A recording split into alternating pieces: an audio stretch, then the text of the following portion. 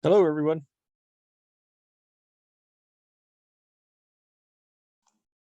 Hi, Brian. Okay, you can hear me? Okay. Yes, I can. Good evening. All right. I didn't think my microphone was working today, so good.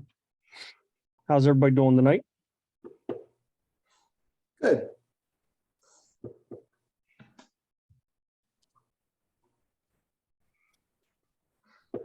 So Marty, I love your apparent hairdo there. Your background. Mhm. You fit right into it. Yeah, it just looks like it's A halo. Yeah, I did plan it. The spam caller wouldn't think so. I was not very nice to him today.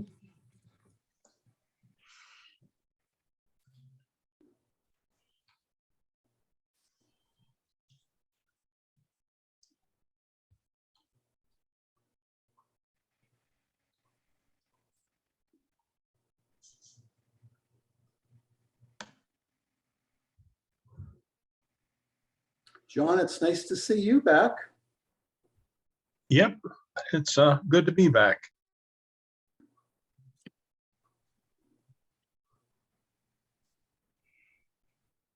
And looking at my background, I was thinking the other day, with the Steelers now at St. Vincent's, is there any plans or probability that we will ever return to St. Vincent's?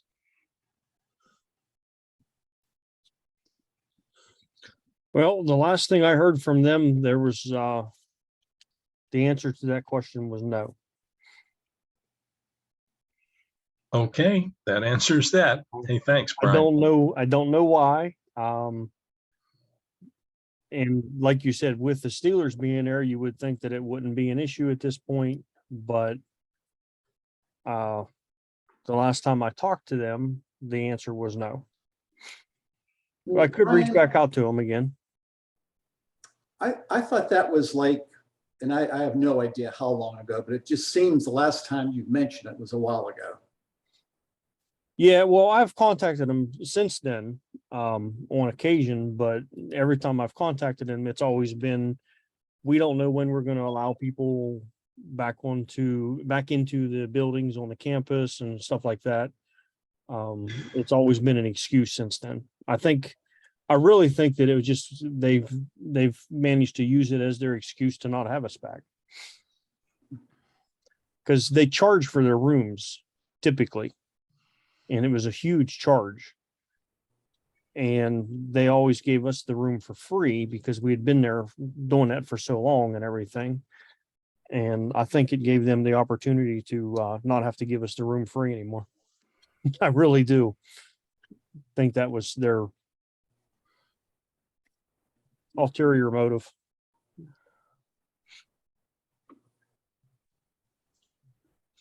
Well, thanks for the update, though. It's that's appreciated. I don't know if it'll ever turn around either, because like you said, the Steelers are there on campus.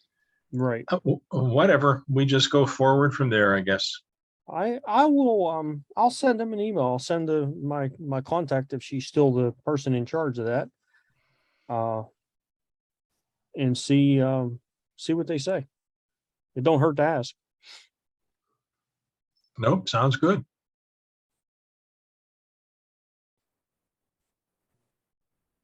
What about where you're doing the Wednesday classes? Well, that's the church down there. I would have to me and Carl would have to write a proposal and ask them if that would be a possibility. It's a room. I mean, we've had two different rooms so far there, and both of them would be usable for the group. So I wouldn't have a problem with that either, because that's really kind of I think it's a little bit more of a central location than Latrobe was. Would you be interested for both meetings a month or just one or the other?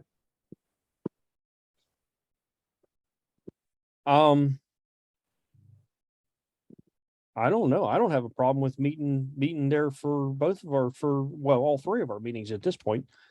The the class and then the regular meeting and the SWG meeting.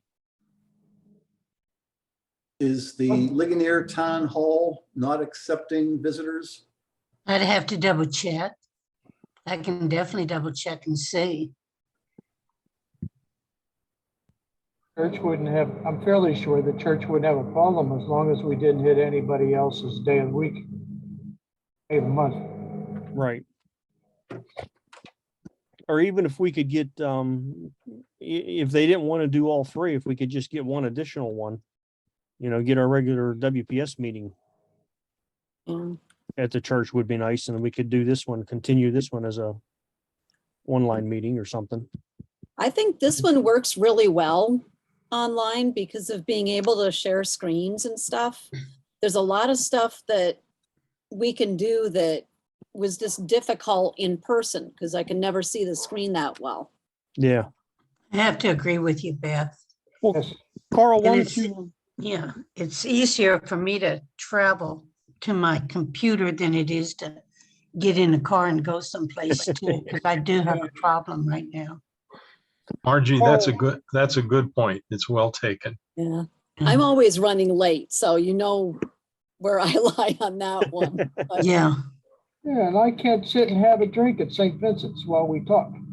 hey, Sure. Carl, why don't you maybe put an inquiry in or just ask if we could maybe do our Monday meeting, our second Monday of the month meeting at the church.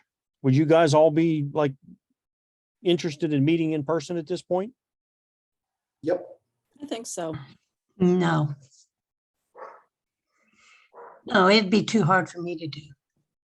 Well, I can still, I could probably set up to where we could stream that as a Zoom meeting as well for those that can't make it. I don't see any reason why we can't, I can't make that happen as well. That way we could stream it as a Zoom meeting as long as we can get some internet access down there, Carl. I remember the password now. Okay. That way for anyone that isn't able to make it on that Monday night, they would still be able to join us via Zoom. And we could meet together. Would that be acceptable to everyone? That would be great for Yep. me. I think that's wonderful. Yeah, Maybe that worth sounds, looking into. Yeah, that with sounds Zoom- good. Yeah. with I think Zoom it sounds does. good too. Okay. Well, Okay, Carl, let's hold off until August to research that because the church is trying to pick a new pastor and the new one's leaving the end of August and everybody I grew up with is still there, but All right. this weekend is their 250th anniversary, believe it or not, and things are going to be a little bit wacko. okay. Well, inquire That's who- inquire about it when you feel it's a good time. Guess And who- I'll show you all the photographs. I got nailed. Well, yeah, since you're having the photography class, yeah. Inquire about it when you get time and see if they would be open to that, if that would work with their schedule. I can't really reschedule that particular meeting. We need to keep that one on that Monday night, on that second Monday of the month. So, but just check into it and see what they say, and then we can go from there. we'll do that. Okay. All right. Anybody have anything they want to bring up before we get started? Well, I can't sit there and have a drink if we're doing it at the church either. You can have wine at a church, can't you? Okay. No. Good enough flask. Bring some crackers with you. I don't think we were supposed to have candy at the meetings either, but I bring that every month. So, Yeah, we stopped doing that. I'm going to have to start buying candy again. yeah. Yeah, I do have something to bring up. Okay. I was going over the bylaws. They are in desperate need to be updated. Can we get a committee together to update the bylaws? What needs to be updated that you say are in desperate need? The bylaws. Anything in what part? particular? I or- know, I know. Being Pacific, they're in the other room, but there are several things in there that are just outdated. And it would be nice to have a committee together just to update it. Okay. I don't have a problem with that. Beth, you've usually headed that up. Do you want to Yeah, work on that? And Margie, I'm assuming that you're looking at the most recent set of bylaws Yes, too, because we yes, did Beth. update them once a while back, I- not too long ago. Beth Yeah. sent me the most recent. Yeah. Okay. And I think there should be 3 on the committee. and it All was, of the other it was clubs only I've 3 been years at, ago. there's always been 3 on the committee. Well, that's fine with me. I don't care about who's on the committee. I'm just, Beth normally heads it up and then we can go from Sounds there. good. Sounds So- good. I like your background, Beth. Thanks. I don't remember what I twirled, but it's a twirled something. All right, Beth, if you want to put together a committee, and we can go from there on that. Okay, Margie, are you volunteering? We can do it all by Yeah. email. Yeah. Any other volunteers? I'll I'll volunteer. volunteer, Beth. This is Rob. Okay, Fine, I'm are pretty sure you, I have your email, so I will, Yeah, What if- put me on it as well. okay, I mean, we can meet someplace too. Yeah, it's fine. well, It's, Well, It's we easy to start we it. probably should meet to kind of lay out what we want to accomplish, and then we can handle more by email and maybe, a Zoom meeting. Yeah, we can do Zoom meetings Yeah. too on that. yeah. that's true. All right. Okay. All right, anything else, guys? Prospectus for the show will be coming out. So get those to me by August 13th, I think it is. But what? The prospectus for the show, Uh-huh. they'll be coming out and I will need them back by the 13th of August. Alrighty. All right. Was the PDF good? Tell you the truth, Beth, I wasn't home a lot today, so I didn't really Okay. look at it. I'll let Okay. you know tomorrow morning. Okay, because I can send it out by email too. Okay, thank you. Mhm. Hey, Brian, this might be an opportune time to discuss Suzanne's experience with Reddit. Sure. Suzanne, did you want to lead that since it is you? Yeah. Well, yeah, I posted some street photos that I had taken, and I think they may have been on there for a half a day. I'm really not sure. I know that Jim Meehan saw them. I But remember when seeing them as well. You did? I did see them, yes. Yeah, I don't know how long they were there, but I know when I went back to the Reddit site and it looked like it had been grayed out and I didn't know what was going on. I thought, oh, maybe one of you had decided it wasn't appropriate what I had posted. But then when I clicked on it, it said that only, it said not suitable for work and SFW. But I assumed that you could still open them up and look at them if you wanted to.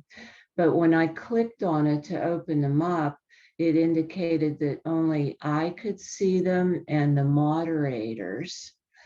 So I assumed that moderators meant one of you guys in the club. But here it turned out to be Reddit itself. So I'm not sure what they thought was, needed censored. I do not know either. Because I looked at the link that you sent me. with the pictures, and I looked at all the pictures, and with the exception of the one where the guy was giving you the middle finger, there was nothing there to be moderated.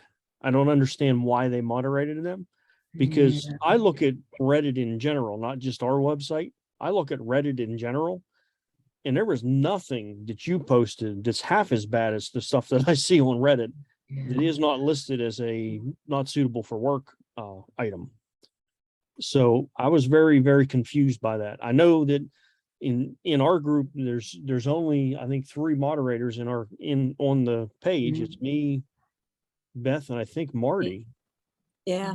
Yeah. So And Well, I never saw them. yeah, I know. I know that none of us marked them. So I know, Yeah. I told Beth about it. And she said, she hadn't seen them. And so I was really upset because I thought, well, first I thought maybe I offended somebody. But then I thought about it and I thought, wow, I'm being censored on my photos. And so that was kind of upsetting when I thought maybe it was one of you guys. But then when I found out that it was Reddit, I was actually relieved. I felt a lot better because I Yeah. thought, wow. But yeah, it is kind of weird. I mean, the photos I took, everybody was, out in public. There was nothing taken that anybody just walking down the street wouldn't have seen. And there was nothing that anybody was doing there that was illegal or anything. So I don't know why they did it. It wasn't a nudist colony, I assume. No, it was, no, you wouldn't, I don't think you'd be able to see that out in public anyhow, but it was, part of it was the LGBTQ celebrations.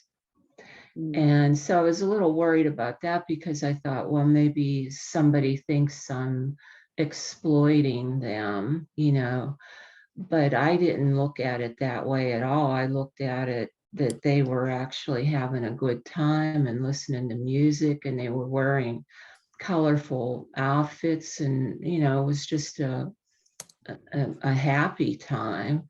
So that was some of it. And then the rest of it was just people walking around and doing what people do on a Saturday. yeah, I truly don't know who or why they would have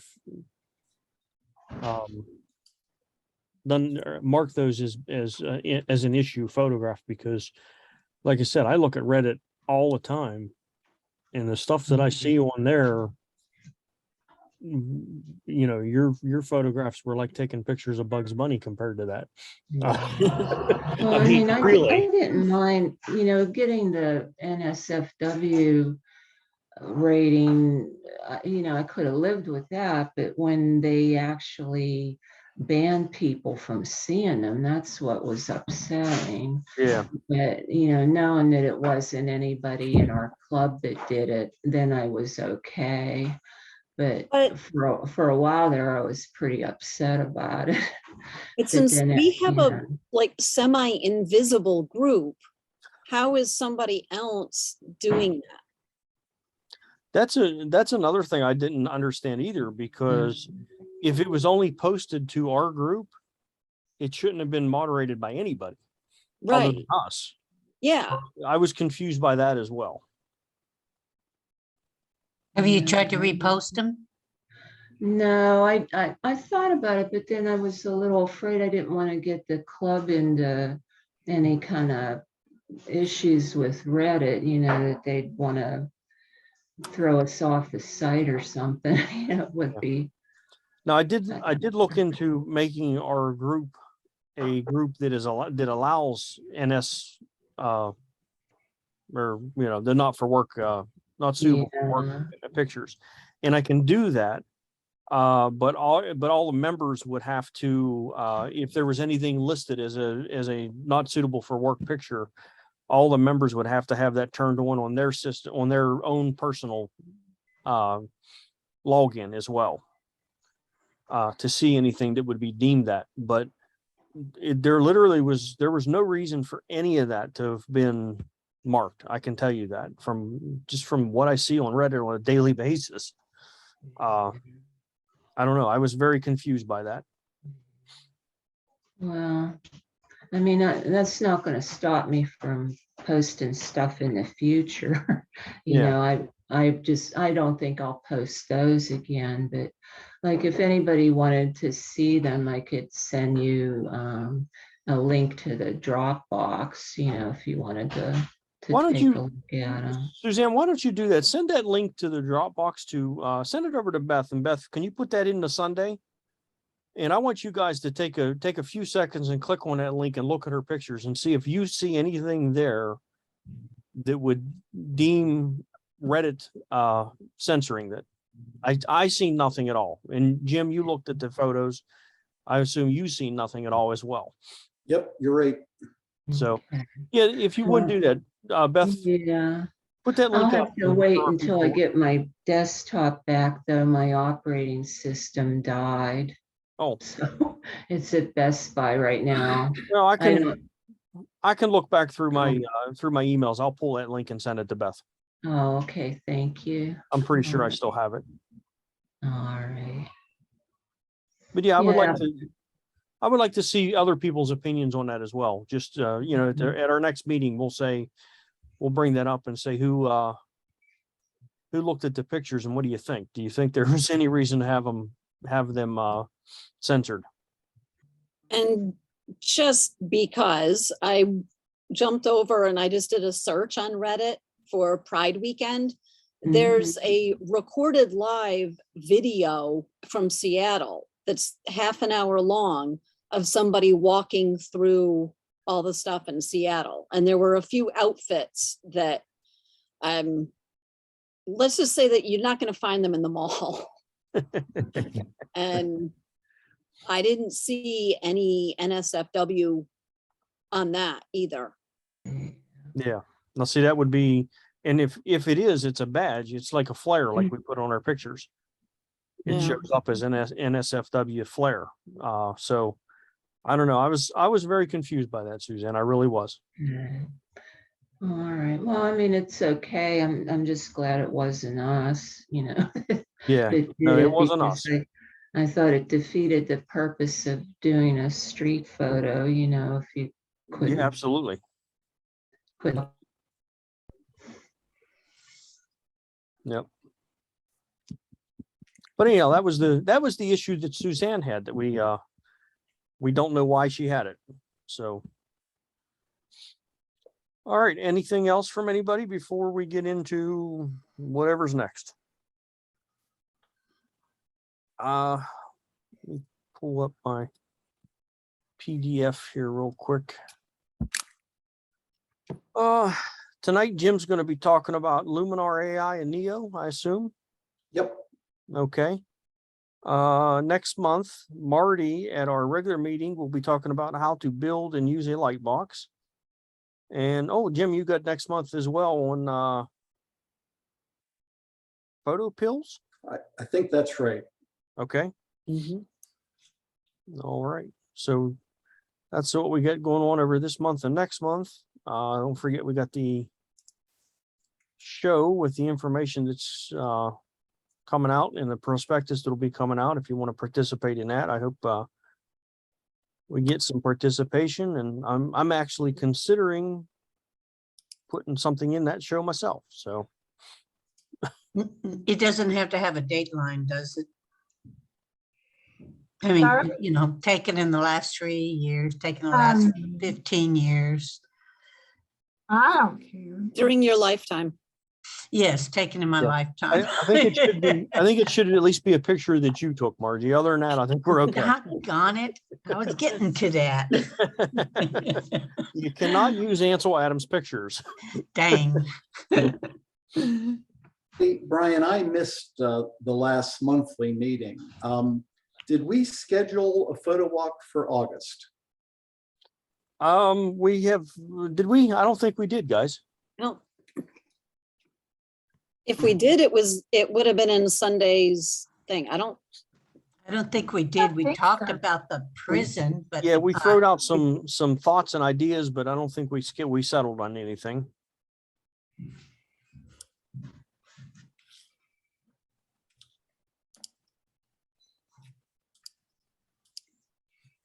Did you have something in mind, Jim? No, I was just Oh, asking the okay. question. All right. Well, there are a couple, there's an event that we didn't put on anything in August that we've went to in the past, and we've had some members that have enjoyed that when they went to it, and that's that steam show in Brownsville, which isn't that far away, and that's coming up shortly. And Beth, I know you put the dates for the Renaissance Festival, but I think we normally catch that in September, don't we? As a Yeah, group? usually. Okay. I don't know. I said, I know we mentioned about the prison. I'm trying to think what else we talked about. I don't have my notes. They're on my desk at work, and I'm actually not at work today. Wow, Or cool still- outside. Yeah, It's it's a not little cooler 90. outside, so I came home instead of sitting at work till 9 o'clock.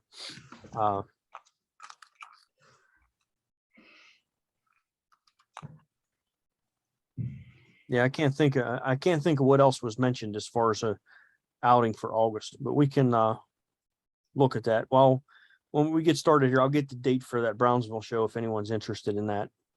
How about maybe the county fair? Was that mentioned? I don't know. We didn't mention the county fairs. Westmoreland County Fair should be coming up. I know Fayette County started today. So with Fayette starting today, and then it's usually Fayette, Greene, and then Westmoreland. Typically Westmoreland's on the 19th, starts on the 19th. 19th of August. Yes. Okay. From the 19th to the 27th, and according to the sign in my yard, Okay. Well, I would say that's probably pretty accurate then. So we've done that in the past, and that's always been a well, that typically either works out that it's 900 degrees or it's raining, one or the other. That's normally the two options we get that day. I've went there and melted, and I've went there and stood underneath or inside the buildings the whole time because it was raining and still 900 degrees. What about something like a night photography? It does not need to be Pittsburgh, of course, some small town where they have lights, buildings, just to do some of a, not street photography with people as much as just night photography, the lamps and etc. Well, Mount Pleasant would actually work really well because there's also the Doughboy statue that traffic has to go around, Yeah, which Give would you be good kind light. of interesting with light trails. yeah. Because I was thinking about maybe heading over there some night. And then they have the gazebo and stuff like that too there as well. So Yeah. That sounds great. there's a couple options in Mount Pleasant. That wouldn't be bad. And Yeah. there's cool buildings. Yeah, even neighborhoods where you can just take pictures of the porch lights. It's all about light. Yeah. So street lamps, like you said, the gazebo they have, and what Annie's talking about. So that gives us a variety of things that we can actually do that are different from what we've done in the past. That would work. How many of y'all would be interested in a evening walk in Mount Pleasant? That would work. I would. Oh, yeah, definitely. That sounds like we've got a winner there. That was good. Now the next question is when are we going? That's always the hard part.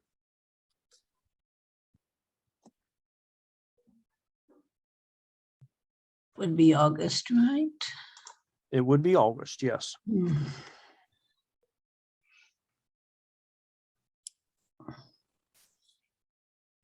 Well, how about the 21st? It's a Sunday.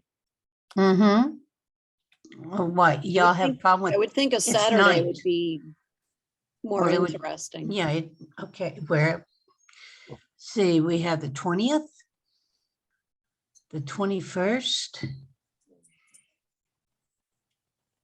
Well, the 20th is Station Saturday.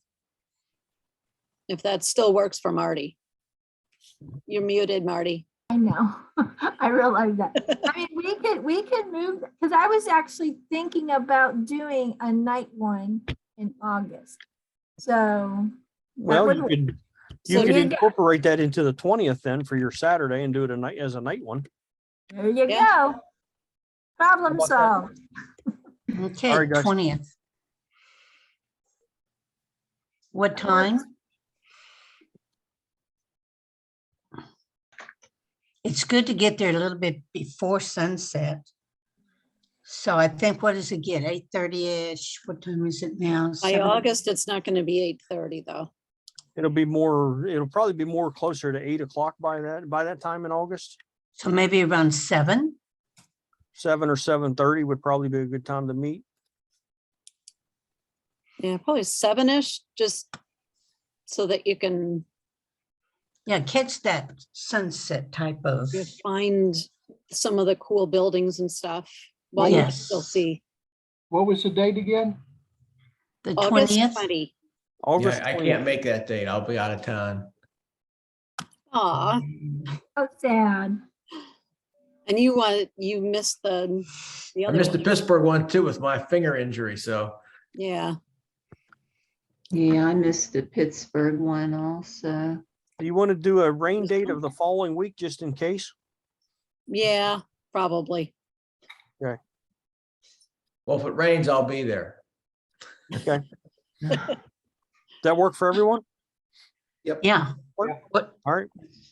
7 o'clock, August the 20th, or 7 o'clock, Yep. August the 27th. Where at the Doughboy? That's probably the yeah, kind of right across from the Doughboy where the honor roll is. Yeah, is it called Vets Park Yeah, right there? What Maybe? is it? where the honor roll is, where they have the That soldiers that gazebo. passed, the soldiers that died. Oh, okay, honor. Yeah, it's right And- next to the Doughboy. It's right in the main part of town. So Okay, Sunset sure will I've be seen it. 8:08 p.m. so 7 would be. 7 would be good then. So 7 would work. Mhm. Okay, got it. Hey, DL posted in the chat a link to another photo safari down at Carrie Furnace coming up on August 14th, which is a Sunday, from 10 to 1. If anyone's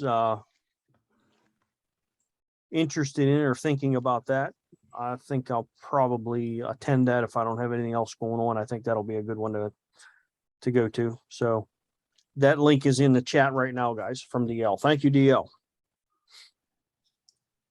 I'm going to go to the October one, I think. I might go to that one too. I don't have a problem going back there like 4 or 5 times a year because you could, like the last time we went down there, we spent 2 hours in one room.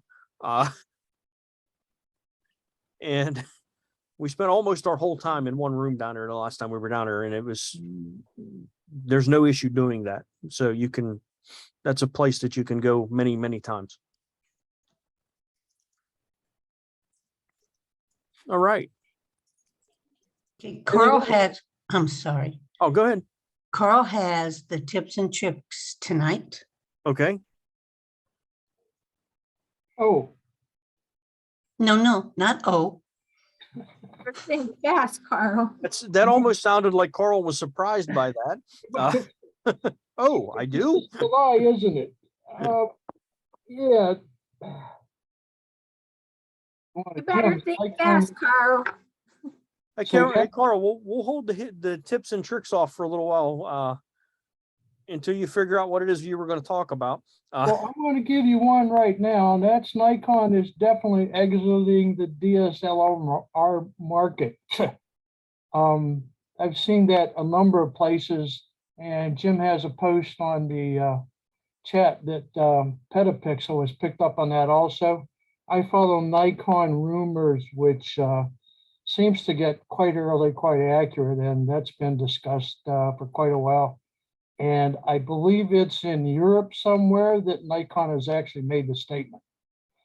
So they're all it's all the cameras I got, and they're going to mirrorless.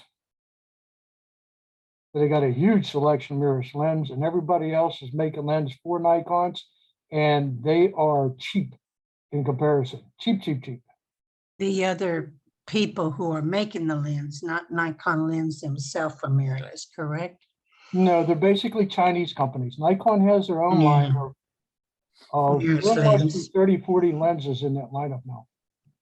Yeah, I've noticed that like it seems like every other day Nikon's releasing another new lens for their mirrorless cameras, or another 5 new lenses for their mirrorless cameras. So that that statement saying that they're getting away from DSLRs does not surprise me at all, based on what I've been seeing.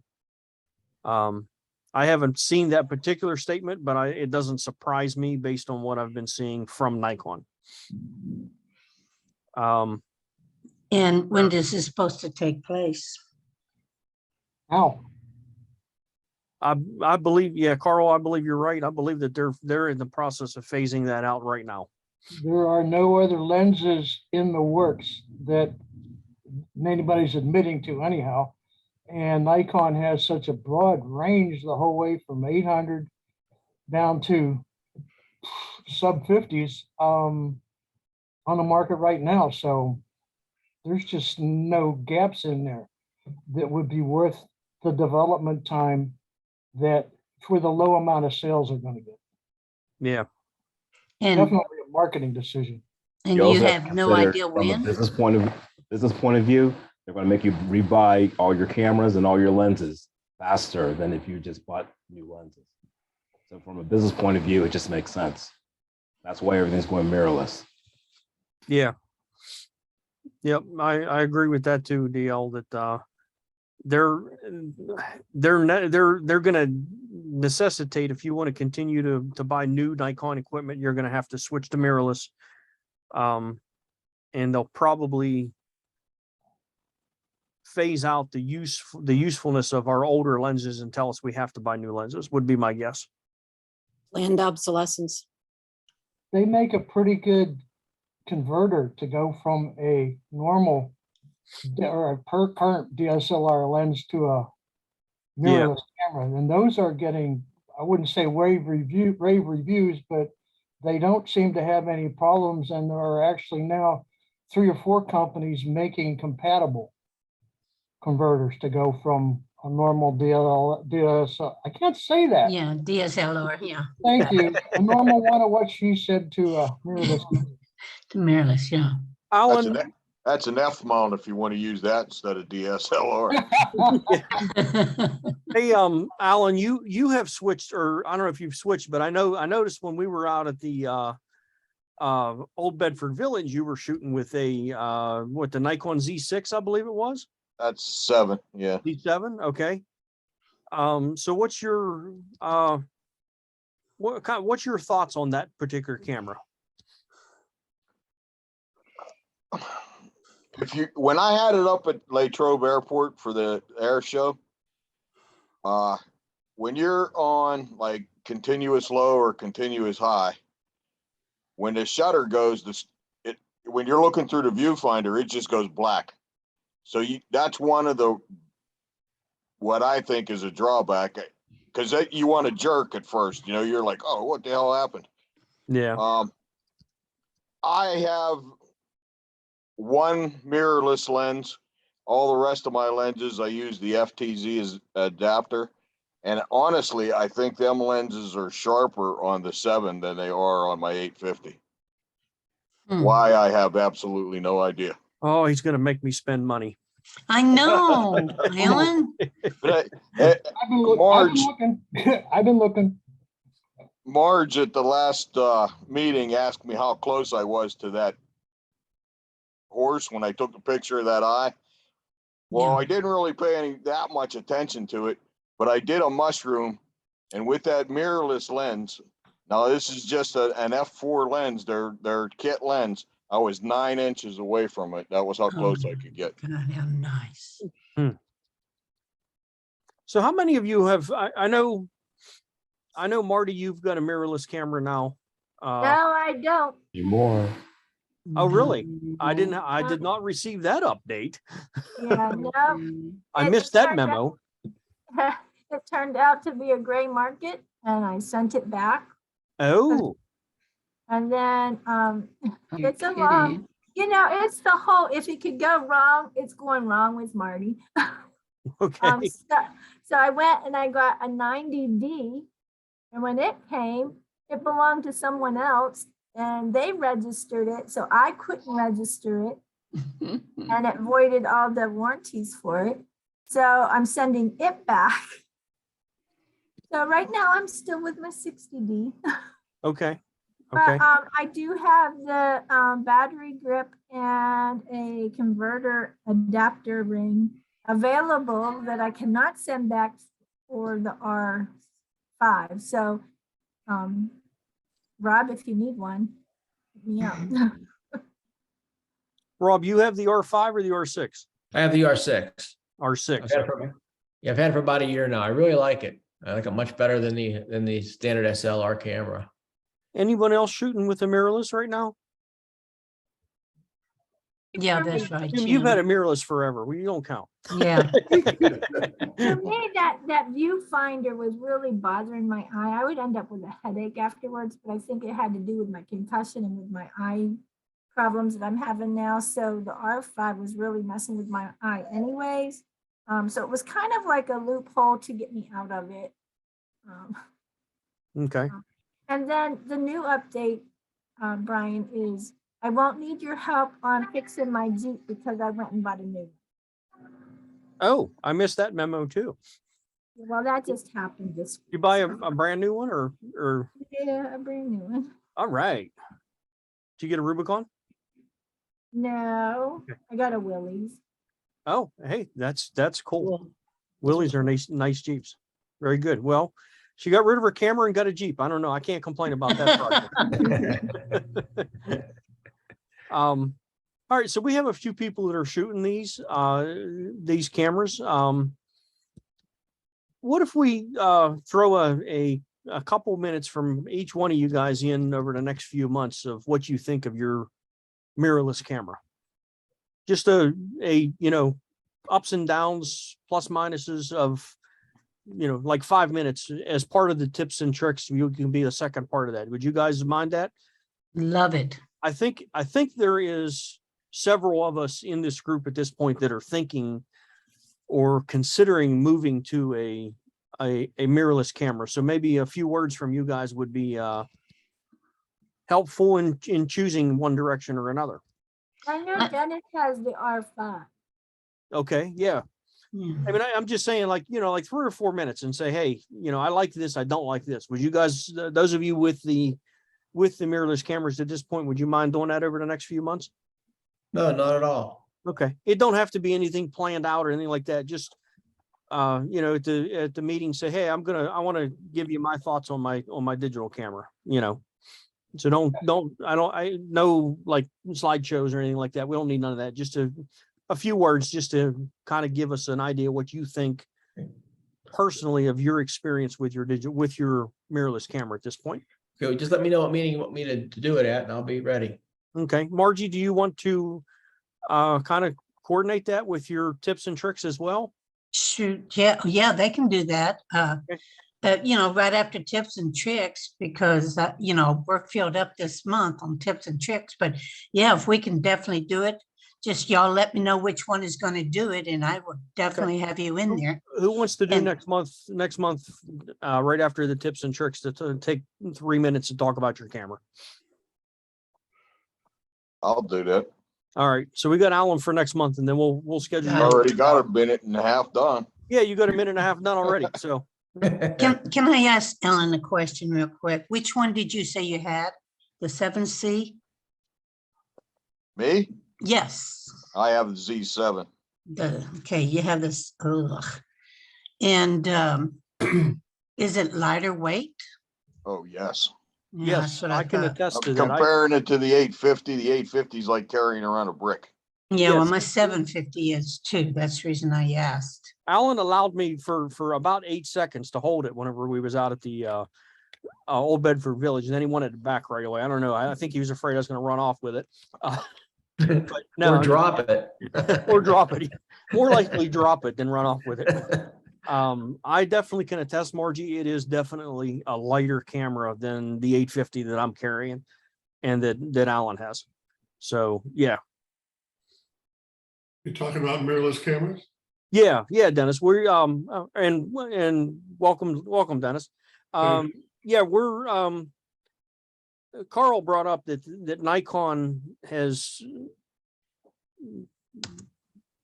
for lack of a better word, have almost announced that they are out of the DSLR business. They're going to produce mirrorless cameras only from here on out.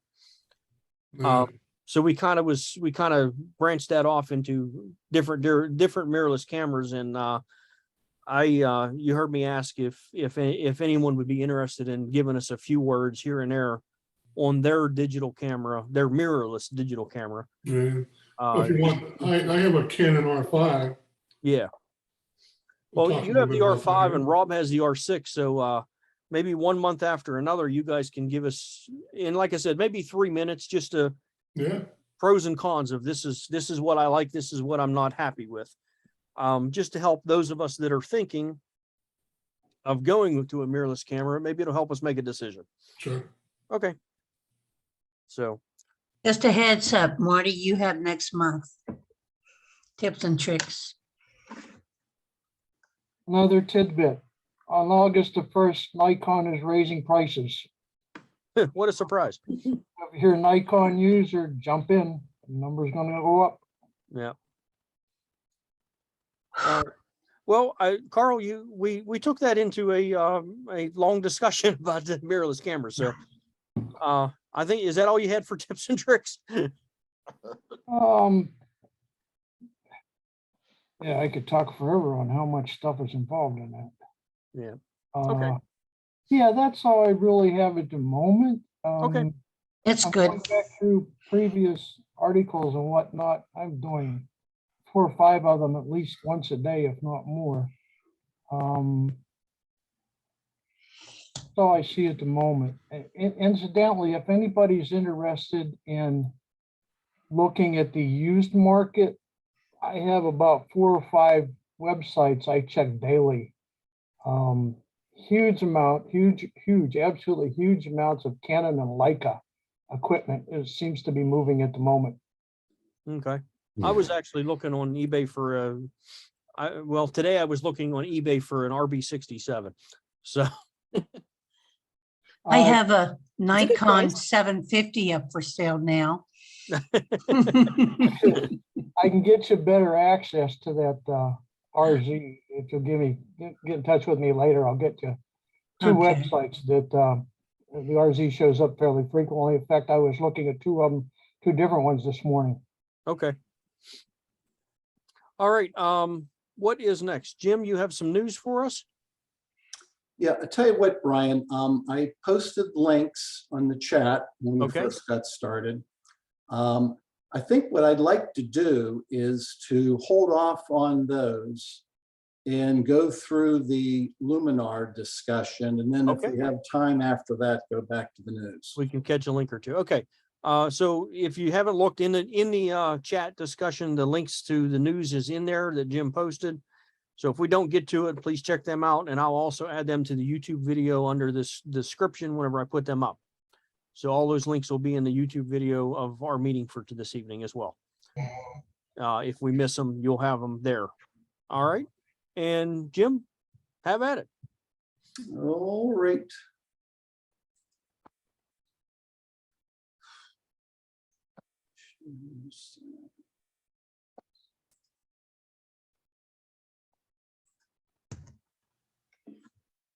Okay, is he Zoom on there, I assume? Yep. Okay. So just in way of introduction, I've got a few slides to go through, and then we'll actually go into the software apps themselves. So the discussion, originally I was just going to do Luminar Neo, but I think Margie, back when we had our planning meeting, was interested in Luminar AI as well. So this is going to briefly cover Luminar AI, but mostly from the standpoint of what the differences are between the two software products. Yeah, Jim, I do have both of those that I've been using, Okay. but it's great to show people. So both Luminar AI and Neo are, at least in theory, it's equivalent to Lightroom as far as having both photo management and editing tools available to them. They're both a little, I would say, more simply structured than maybe Lightroom is, and particularly when it comes to photo management. They're simply not up to par. So I would certainly not recommend any of our members to simply begin using either of these Luminar products for their prime photo editing requirements. I just don't think they're up to speed with Lightroom in that regard, or any of the other programs. For instance, I know Beth is using On1 Photo Raw, and I'm using Capture One, and some of you might be using other apps. So these are both, I think, at best plugins that you can use either from Lightroom or Photoshop or from On1. And so in that respect, they're very useful. So cost-wise, and hopefully you can read these. And the pricing literally changes on a daily basis. I'm pretty sure they're always running specials. But the one thing and I know Brian has mentioned this before, should you buy any of these products, if you use the WPS member discount code, it's showed there at the bottom of the slide, it's WPS10. And it's in effect unless there's some really special Luminar sponsored sale going on. But typically you can save a few bucks, and the club gets a little bit of a kickback from Luminar if you do use the code. So right now, Luminar is, in my mind, fairly inexpensive. This is showing it for just Luminar AI. It's $47. And you can see there's a couple of adjacent packages there. If you get the Aurora HDR app that goes along with it, it's $67. And then if you throw in Luminar Neo as well, the total package is $128. So extremely inexpensive to purchase the packages. Luminar Neo itself comes in packages as well. Its base price is $89. And then they just came out, I think it just became available today, this HDR in the middle column there for $138. It includes Luminar Neo and this HDR merge, which is a new tool available, but for some reason they're pricing it separately from the base tool itself, which does not do any type of HDR merge. And then there's a larger package that has a Luminar X membership that just gives you monthly discounts on presets and whatnot. So in either case, the products are reasonably priced. Actually, Jim, if you don't mind, I'd say one thing about that X membership. Go ahead. Along with the discounts that you get with that, they give you different packs of like backgrounds and things like that become available if you're an X member, and those become available for free as being an X member. So like every month you get another 10 different skies, or you get 10 different textures, or different things that they allow you to use in Luminar Neo or AI that are included in that X membership. Okay, good. So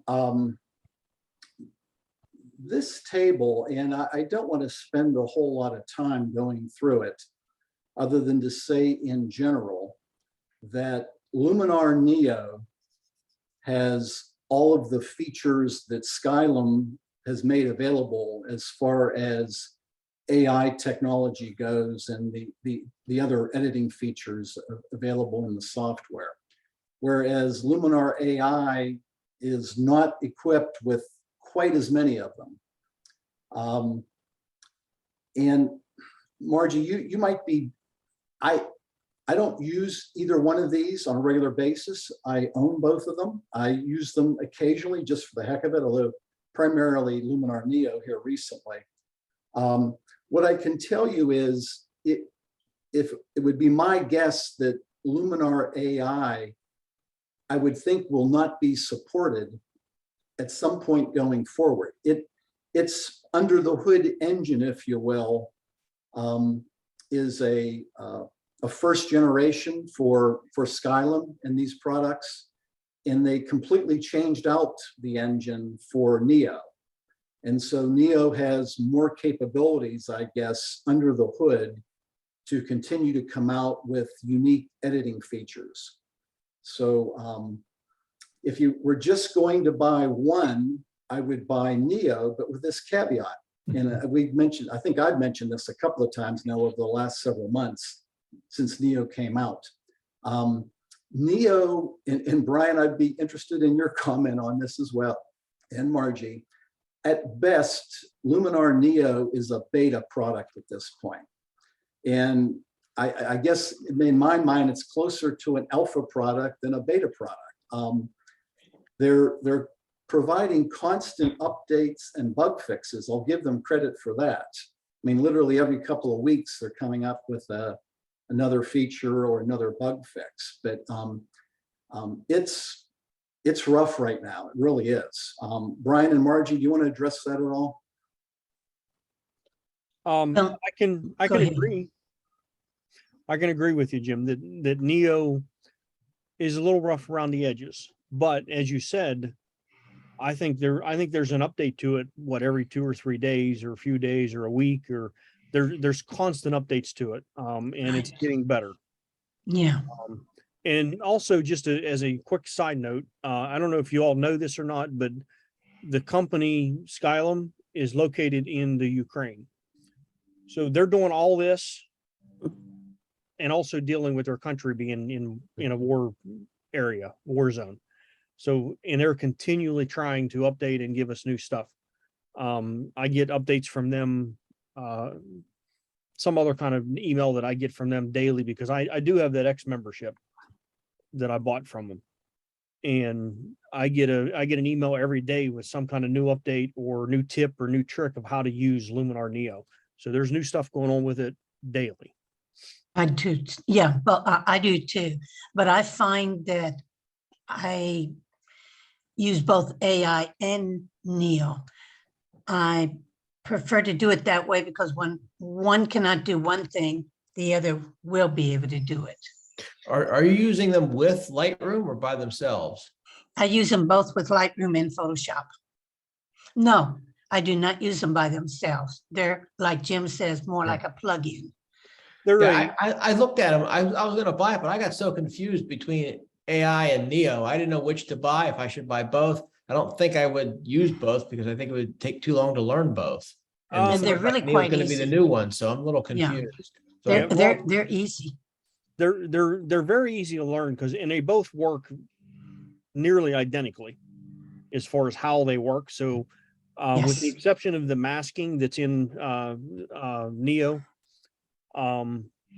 masking and relight and that stuff, that if you look at Jim's slide there on the right hand side, there's a few things there that AI doesn't have. Everything works exactly the same between the two. But as Margie said, I do believe there's some things that AI works a little bit better with. Sun rays, for one thing. If I'm adding my sun rays, you guys have seen my pictures with sun rays, I add it with Luminar AI because I believe that AI works better than Neo does with sun rays right now. But as Jim said, I believe that Neo is going to be their new format. It's going to be their new program. So as they work the bugs out of it, it's going to get better. I do believe. What would you recommend if you were just looking at it for the first time? Just buy the Neo and grow If I with was it as looking the at it for the program first, grows? if I was looking at it for the first time with the information that I have at my hands at this point, I'd buy both. For the little bit more money that it is, I would own both of them because like I said, and like Margie said, Mhm. we use both. Yeah, definitely. And we use them as a plug-in to Lightroom. So you do your Lightroom work and then you go, well, I really would like to do a couple other things, but Lightroom doesn't do it. You right click on it and you say edit in AI or edit in Neo, and it's going to ask you like it does, like Lightroom does. It's going to say, do you want to edit a copy of it with the Lightroom adjustments? You click yes. It sends over here. You got something to work with. You when you're done, you hit save and it pops it back over to Lightroom like Photoshop does or whatever other kind of plugins you're using. So it works well as a plugin to Lightroom. You can, however, use it as a standalone program as well. Yeah. All right, I'll shut up now. Sorry, Jim. I can't think of, how do you know which is better, where AI and Neo is better? I mean, for which thing you're trying to accomplish? That's where I get confused. Just trying it. I normally will Okay. pop a picture over to Neo first because I'm trying to use Neo more. So I pop the picture over to Neo. I try to do what it is that I'm trying to do. If I'm not happy with the result, I jump back over to Lightroom. I pop another copy of it over to AI and see if it works better there. That's exactly what I do. Whichever That's result exactly I it. get that I like the best is the one I keep. Yes. Okay. And the two programs are similar enough. You learn one, you learn the other from what Oh, you yeah. guys said. As far as how they operate, they both operate nearly identically. Well, I Yeah. would imagine only if you know Lightroom well, I mean, these other programs can't be that different. It's just trying to find the same type of task within their menus. Rob, Yep. when we go into the programs, I think it'll answer some of those questions for you. Okay, Yeah, absolutely. So, sorry to ask so many questions, but I did look at it last time we talked about this and I got so confused. I just didn't buy it, you know, I just didn't understand it well enough. Well, I won't argue as far as Brian and Margie suggesting to get both, but quite honestly, for instance, the sun rays. There are a lot of tools in Neo that are extremely rough around the edges in this initial version of the program, but you see them adding to tools continuously. So if we would have this discussion 6 months from now, I'm going to guess that both Brian and Margie would say Luminar Neo now has the same capability and some of these tools that they didn't have today, but Luminar AI does, that Neo will catch up in that regard. So I think 6 months from now, a year from now, Luminar AI will no longer be talked about. You'll be talking about what's available in Neo and how well does it work. I agree. Okay, good comments. No, Thanks, that's everybody. true. Sorry to kind of derail your game plan here, Jim. No I problem appreciate at it. all. Jim, did you have the original copy of Luminar when it came out? Well, Before Luminar the Neo AI you're referring to? Before the AI was added. I forget its name, but yes. How does it compare to what's there now? Is there more actual? They don't support, and boy crumbs, hold on. Luminar 4, I think it was called. Yes. I think that's what it was, Jim. And it's no longer supported by Luminar anymore. How does the new Luminar compare? I mean, does it have more access to control actual tiny little pieces of the photo? Or Yes. is it just to change skies and stuff like the original? Carl, software? I'll tell you what, hold that question, please. Okay. Okay. So this is a listing of what I consider some of the drawbacks, and in this case, using both of the products. Now, I already mentioned the library features are lacking. And you can just read through that list below. Library features limited compared to Lightroom down there.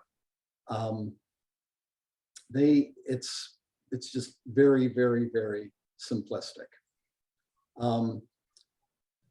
Masking is also very limited, but Neo is adding masking capabilities. And again, I assume they'll eventually get up to speed. The Hue and Clone tools were just added to Neo within the last month or so, I think, Brian.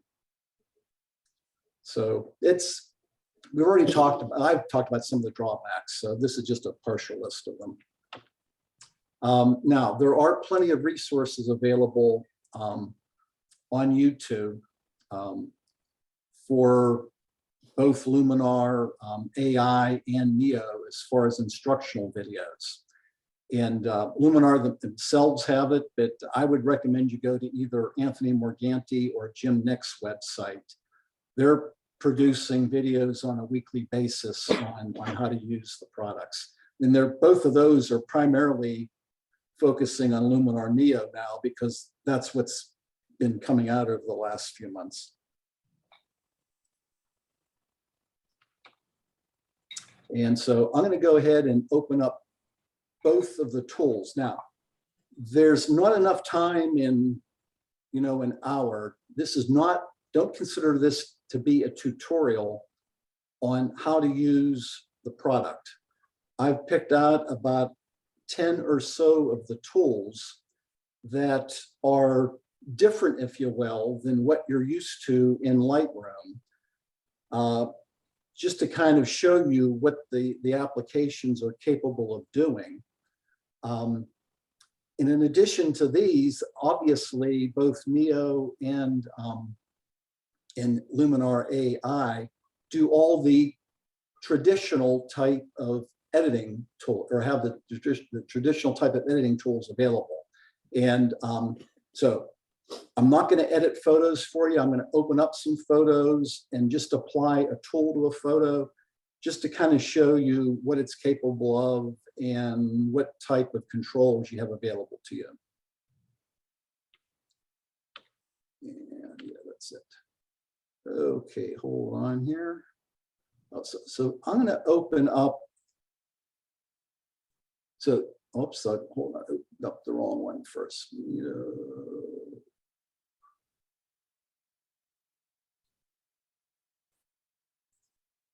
Okay, this is Luminar AI. This is the catalog page. I got to get you people out of the way here. Okay,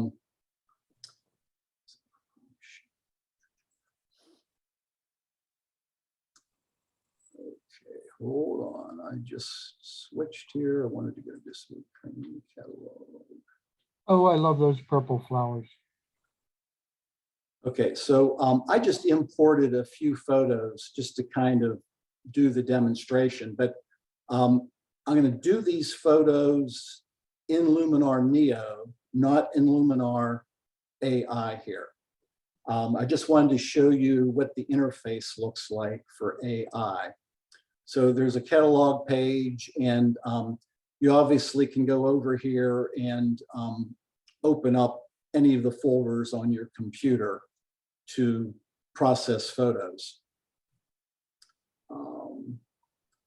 They have templates available to apply to photos, which are presets, if you will, to give an overall look to the photo. And then the editing page. And if you see the toolbar over here on the right-hand side, when I switch over to Luminar Neo, you're going to think it's exactly the same. And for all intents and purposes, it pretty much is the same, with just those few minor probably a half a dozen additional tools in Neo that you're not going to find here in Luminar AI. If you wanted to edit a photo, the simplest one is this Enhance AI tool. And this is basically a one slider adjustment to the photo. I'm going to go back to the catalog and pick something that looks a bit more generic here. So this is an unprocessed RAW file here. And so I can go ahead and pick accent. And what you'll see basically is it's adding a number of different effects as you progress with the slider. And you can kind of see the photo changing. So there's at 100%, and it's kind of popping the photo, if you will. And if you think that's popped too much, then you can just kind of back off the pop to something that you would like. And then corresponding with that accent is the sky enhancer. And this is kind of like applying a mask automatically to the sky. And typically what you're, not all the time, but typically what you're doing is darkening the exposure, darkening the sky, and maybe increasing or reducing the highlights, maybe adding some clarity for some of the clouds to stand out a little bit. So the sky enhancer is doing that. And if I just crank this up, it kind of takes a while to catch up. And we'll just do it all the way over to 100%. And it'll probably look a little bit too overdone, which it would for my purposes. So you can back that off. So basically with these two sliders, you could fairly quickly just do a rudimentary photo edit. I'm not going to go again. I'm not going to spend a whole lot any more time on Luminar AI because we're going to see these same type of tools laid out pretty much the same way in Neo. So that's just real quick look at AI.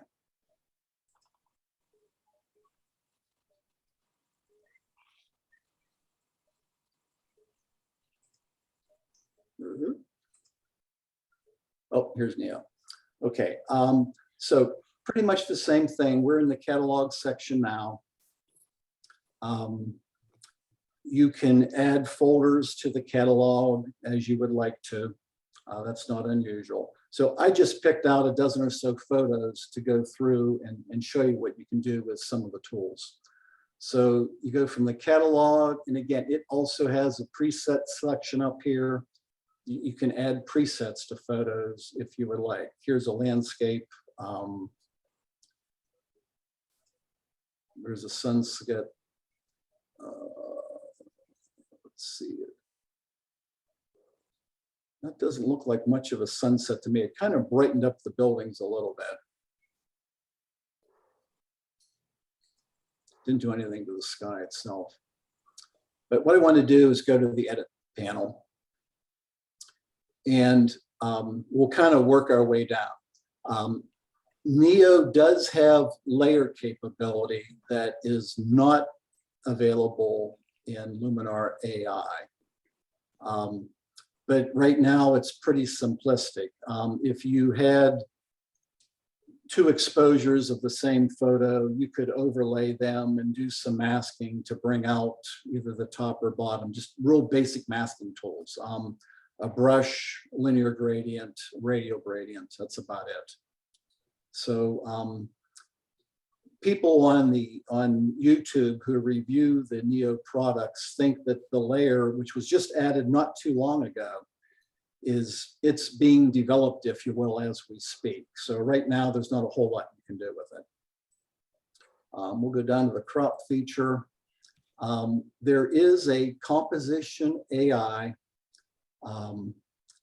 I don't know if you want to count on it, but we'll just go ahead and do this one to see what the heck it does to this particular photo. That's what it did to it. It knocked off a little bit of the bottom, the left-hand side. Now, is there any logic in why it did that? Who knows? And I haven't played with this on other type of maybe photos with unusual layouts. Whether it would do a good job or not, but the capability is there if nothing else. Jim, before you change, would you hit the apply button? I'm sorry, would I do what? Hit the apply button. That just apply. Yeah, I want to see it without. Well, that's significant in the way I look at a photograph for how they did it. I think their AI is working quite well there. I have to agree.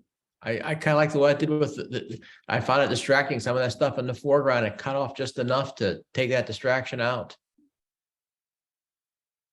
It also gave it a nicer base to the left that frames what else is happening to it, and I think draws your eye to the peak on the courthouse.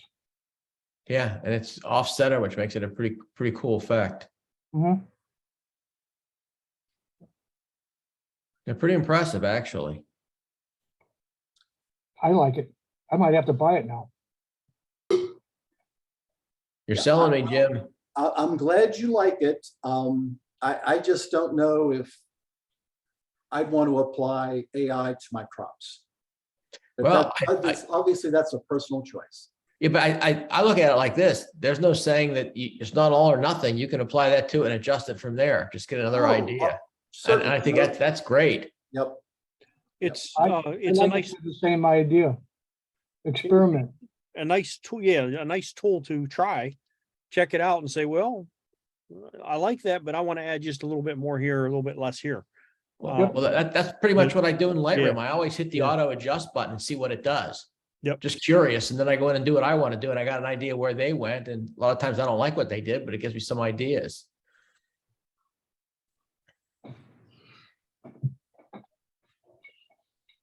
Okay. So we'll just go down here. Enhance AI, again, that's what we just showed in Luminar AI, so there's no point in doing that here. Sky. So let me see here.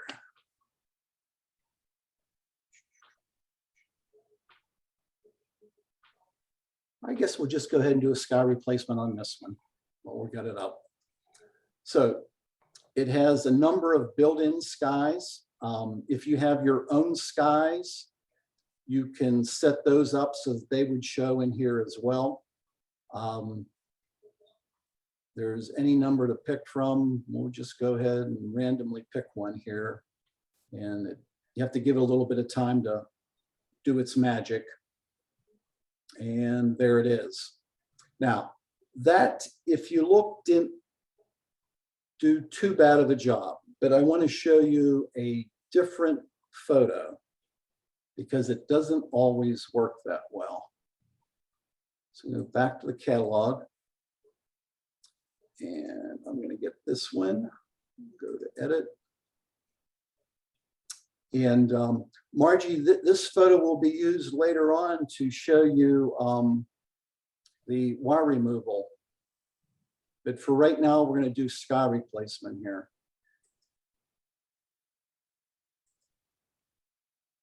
And I don't know if it's going to make a difference which sky. To be honest, I forget which one I picked when I tried this earlier.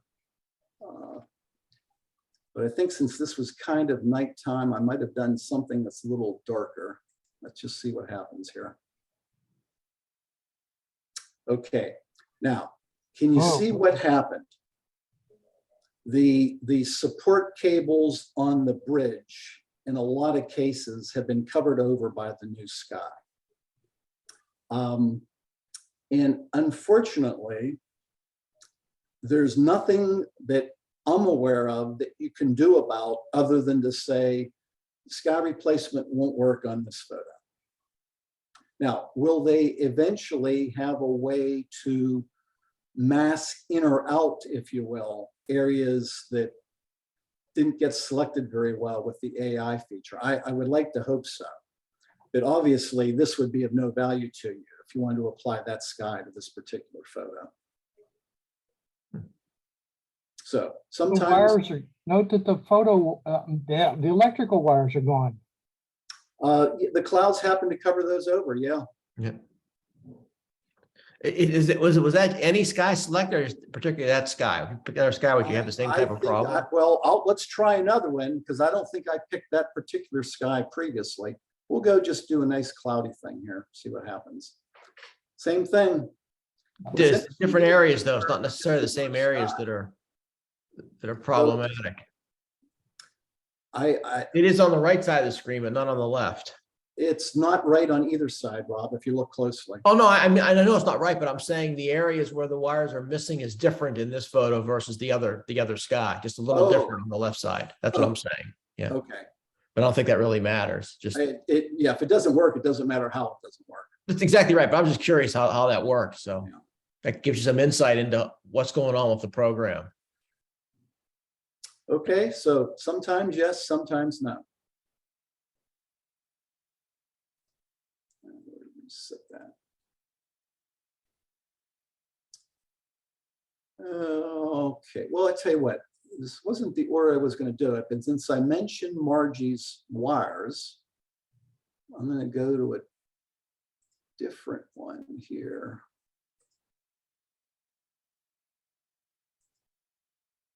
Okay, this is a photo I took just the other week down in Lewis, Delaware. Cool looking building. There were telephone wires everywhere. And although Margie might think that that's great, she'd like to leave them there, me, not so much. So there's an eraser tool down here. Where is, oh, there it is, erase. So now, here in your object removal, there's remove power lines. So I'm going to hit this and it's got to crank away for a while.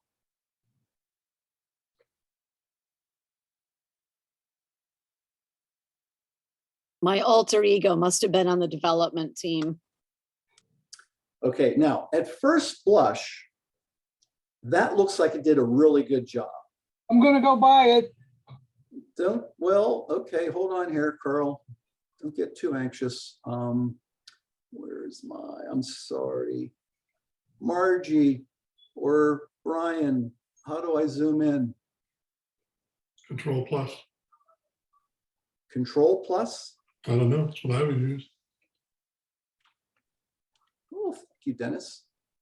Okay, right along here is the remnants of one of those cables.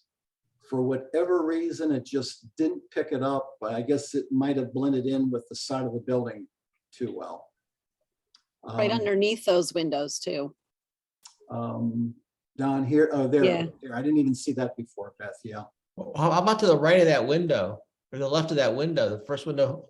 Over It here? looks, the bricks look a little out of sync there too. Is that the way they were? Or is that just from the cable being removed? Up a little hold bit on, to the right. I gotta get this out of the way. Hold on here for a second. There's too many things on my screen here that are, okay. So there's the before. Yeah, it's the same thing, that one wire that's, Yeah, yeah, the bricks don't look right behind it. yeah, oh yeah, yeah, right. See it? Right there. Yep. Yep. So, but not too bad of a job. Again, whether, can you live with that? Probably not. Well, even down on that blue house and at the tops of them trees, there's all kind of wires and whatnot there. Oh, right there you're Yep, talking about? yep. Yeah, Yeah, I've right there. seen those before. No, you're right. Yeah. So I couldn't live with that, actually. no, I don't think you could either. Now, I don't think I really have a, hold on for a second. Okay, this one here, I didn't really try this on. So now these wires are a little bit dim. Now, unfortunately, in a photo like this, what happens, even if it's successful taking the wires out, it's smart enough, at least my experience has been, that it won't take the transmission towers out. So if you have a street scene, like with some telephone poles and wires going along, it may be very successful to take the wires out, but you're probably still going to have to go through manually and remove the poles. But we'll just see what it does on this one here.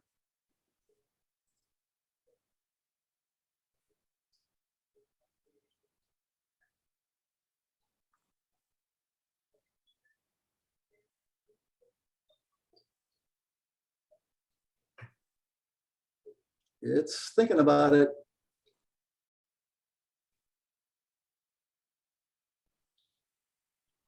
Oh, As long as it doesn't come back and say no, you're all right.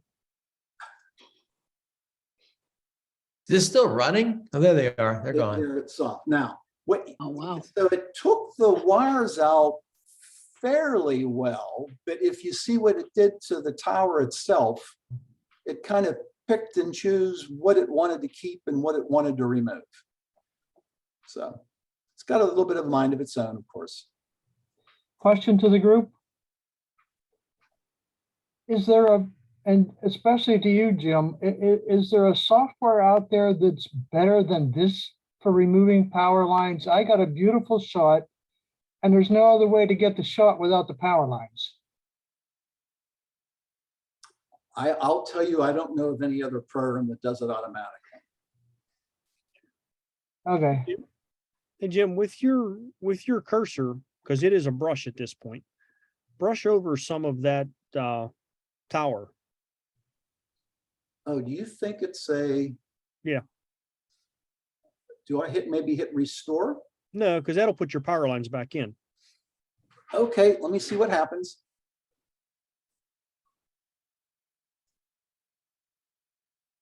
Now hit erase. So that's going to erase more of it. So if you That's want to gonna get rid of erase those, more. yeah. I think you want to hit clear or restore.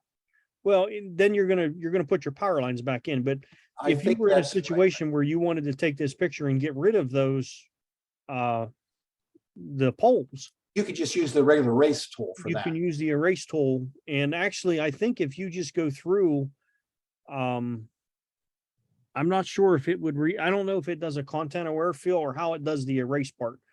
But you can remove those at that point like that. Yeah, well, that makes sense. If you highlight one area and then hit restore, does it only restore? Would it restore just those parts? Just do this. It rough may. here. Let's Why don't you it. try that and hit restore, see what you get. See if it just does the selected area. Hold on, I wasn't listening. Just go ahead and Give me do 1 erase second on here it before this- first. Yeah, let's erase it first and see what it looks like.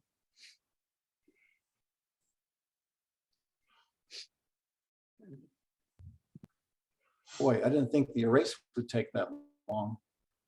Well, it's doing the same thing basically. Is you've selected an area and you're telling it to use AI to figure out what should be in there once I take that out. So it's analyzing the sky. Wow. Yeah, That's a pretty good job. yeah, I was Not bad. messy down at the bottom, Brian. Right. But, so Rob, let me hold on for a second. I'm just curious if you could restore parts of those wires and parts of that tower that had been taken out.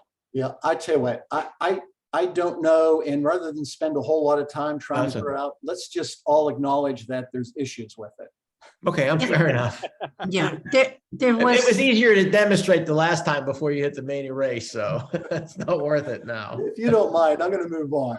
Okay. Okay, so we were headed down.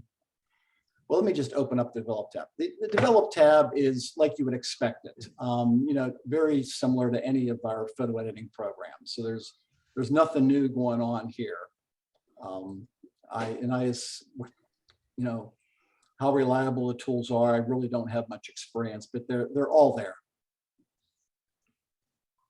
Now, one thing I should point out is that, and this goes to those of you who like to use the history function in Lightroom. Something similar to that is this edits tab. So this shows in the order that we've used them, the develop, the enhance, and now the erase. And although I never really use this, I assume, I'm gonna try right click here. Oh, discard edits. I don't know how to do them one at a time, to be honest with you. It seems to me there's a way to undo them one at a time, and I apologize. Obviously, this discards edits, but I don't know if it's just the ones that are selected or. You might have lost them when you did the restore. Yeah, I apologize for that. But so there is a history panel that you can use here. Okay, erase, structure AI. And again, this is applying like the equivalent of, I'm going to say a clarity adjustment. So we'll just jack it up to 100% and see what it does with that photo. Probably a little too much. And Brian or Margie, I know the boost accelerates things. I'm not quite sure I understand why they have the boost there. It makes something that's god awful, offier. Pretty much. Color tab, there's nothing really different in there. Black and white, details, denoise, landscape has the dehaze function, which of course you have in Lightroom. Golden hour, I assume, is just a temperature adjustment, but you can see it warms things up. And then this foliage enhancer, I'm assuming it looks for yellows and greens and just jerks them up as well. Yeah, it'll do the same thing with if you do a fall scene with trees, it'll enhance the reds and the greens and the oranges and all that Yeah. in your fall scene. Okay. You know, there are more to it because you have like your enhanced settings. Even on the sky, you missed a whole bunch of settings in the sky replacement that could have adjusted your sky. So within each one of these here, a lot of them, you have more adjustments you can make than what is being shown. Right, you can kind of adjust the luminance of the adjustment. So how much is it, you know, the opacity and stuff like that of the adjustment that you made. So you can fine tune a lot of the, not everything, but you can fine tune a lot of the adjustments that you make as you go along as well. Because you were having a problem with the sky, you said, you know, but if you get into the different settings of the sky, you should be able to adjust it so that it doesn't overlap. It's just an example, but go ahead. I agree, Margie. Yep.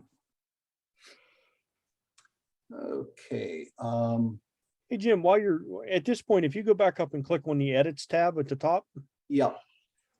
What that does, what that allows you to do is it's the same as it's kind of like our history, but you can go to any of the edits that you've made at this point. So if you go down to structure, you can adjust the edit. Now you can readjust that edit. Right. Yeah. It's really the idea of that particular tool or that particular tab. Or you can go in and just say, oh, I don't want to see structure there anymore at all. And you just hit the little eye and it shuts it off. Yeah. Okay. That's kind of the idea of that edits tab.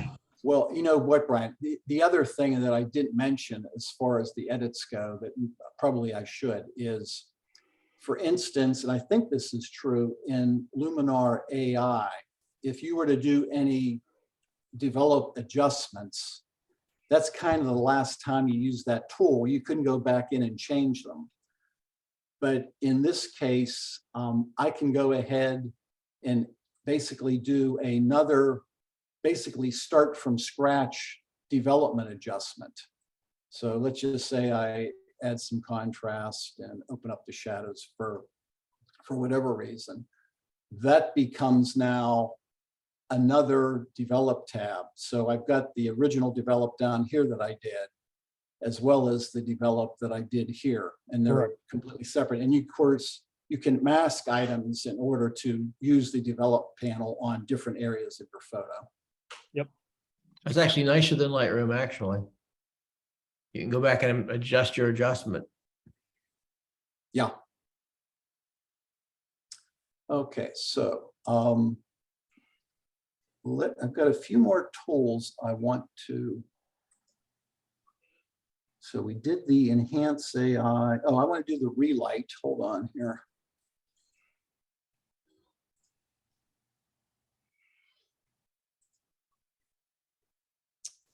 So one of the tools here in the creative section is called relight. And in this case, so the adjustments are brightness near, brightness far, and then the depth, which determines what's near and what's far, if you will. So we'll do brightness near, which should be just the yellow-red flower at the beginning, the tulip. And so it's brightening it up, and we'll max it out here just so it's easier to see online. And then the brightness far should do just the opposite. We'll take it down. And so there's the background dark. And then this depth slider will kind of control how far or near that transition occurs.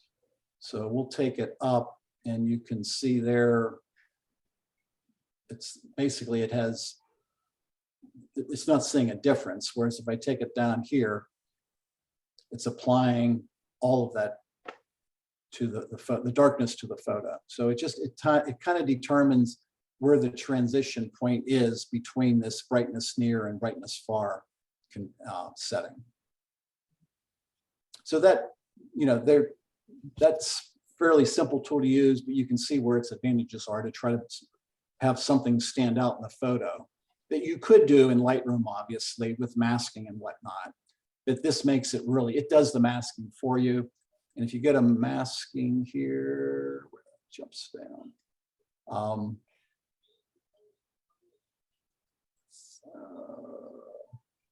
So I guess if you can do the masking on your own. There's some controls here that if you wanted to copy the mask, etc., show the mask, fill it, copy, etc. So that's kind of a cool tool. Yeah, I've used that one several times. Okay, the next one I wanted to do is,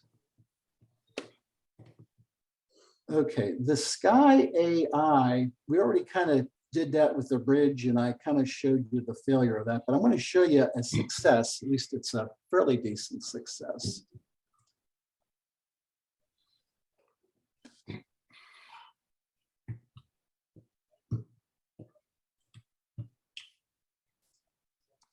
Okay, so I selected this photo simply because it has a blue sky and the trees and lots of sky among the tree limbs and leaves and whatnot. So we're going to go back to sky and do a sky selection. And I'm going to do a dramatic sky for this one, just for the heck of it.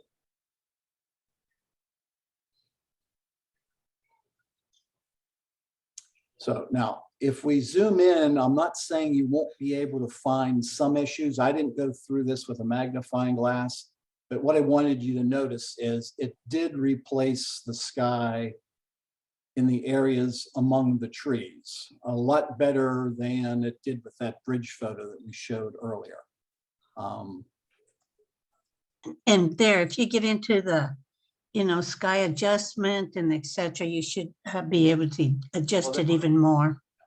In fact, since you mentioned that, Margie, so the sky orientation, you can control how that sky is positioned on your scene. So you can adjust it, the horizontal and the vertical position of it. Oh, that was the horizon position. So you can basically just swing that thing anywhere you want to suit your needs. The mask refinement, and I think maybe this is what Margie you were referring to before. I don't use this, so I'm not familiar with it, but it can fix some of those problems that I showed on the bridge photo. And how well it does, I don't have any experience. Margie, do you want to comment on? Does it do a decent job? It depends upon the photo, but it does pretty good on some of the photos that I've used. Okay. It's a type of thing that you play with. Right. Fixed details, you've got all of that. Okay. The next thing I want to do was the sun rays. And Brian has actually shown this before, and basically what Brian commented on earlier, I assume you're using the sun rays in Luminar AI rather than Neo. Yes, that's right, Jim. So far, I found that works better for me. I'm not necessarily saying it's better or not, but for me, it works a little bit better, I think, in AI. Yeah. So just so there's no misunderstanding, this is the raw photo. So there's already some sun rays here, but we can enhance them with this. So now if this didn't already have a sun, I can place the center of the sun wherever I want the photo, but because I've already got a sun there, I'm gonna go ahead and just stick it where my sun happens to be. And so the amount is, so it adds a glow, if you will, in addition to the rays. We'll just crank this up maybe more than what you'd want just to see it. The overall look, I'm not sure exactly what this is doing. It's kind of, I guess it's reducing the glow. And it might be doing something else, but I'm just looking at a reduction in the overall glow. The sun ray length you can adjust. You can see that's affecting. And then the penetration, Brian and or Margie, I'm not quite sure I understand exactly what the penetration tool is doing. What it's doing is if you watch your actual center of your sun, as you increase your penetration, you'll see how it increases the amount of penetration it does through your photograph. Oh, okay. The area where the sun is. So it's kind of taking away your bridge. Gotcha. As you go there. So when you're adding that sun in to a picture that doesn't have the sun, that's where that penetration really comes in handy, because I can decide how much of my area I want to disappear as my sun is taking over that spot. All right. And then down here, there's some more. So the size of the sun. And for some reason, I didn't see it respond to that. I think it's because you have your sun over a sun. Yeah, it's, again, when you're adding the sun into a picture that doesn't have the sun, you'll see a difference there. There you go. So if you look at just the center, you can see how the center section is changing a little bit. I wish I could say I'm seeing it, but I don't. Yeah, you got to look close. With this one, you don't really have a lot of sun in there at this point. So if you went to radius amount and upped your amount. I don't know why it's not showing. Yeah, oh, we're on the sunrise. I think you need a sun setting down below. It says sun glow, sun glow amount. Try that one. Yeah, you have to get into with this, you have to really play with it back and forth until you get what you want. But you're going to actually add a sun in there. Yeah. You know what? I'm wondering if I thought I had responses to this when I played with it earlier today, to be honest with you, because I had this particular photo just to see what it would do with it. So that's not working. So this one is and I think Brian has demonstrated this. You can change the number of sun rays. And it also kind of switches their rotation around for some reason as you do that. You can just kind of play with that to suit yourself. And then the randomize kind of does the same thing. And the other thing you can do is change the temperature of the sun and the sun rays. Like right now, in this particular position, it doesn't look right. It seems like it should be warmer, if you will. So you can adjust the warmth of the rays there. So anyway, you can play with that. Dust spot removal. Up your penetration. Pardon me? Up your penetration in that picture. Up the penetration. Right there. Oh, there you go. Here we go. There's the sun. I knew it was there. I just couldn't remember where it was at. Yeah, me either. Okay. Thanks, Brian. Yep. Yeah. Okay. Let's see. What did I want to do?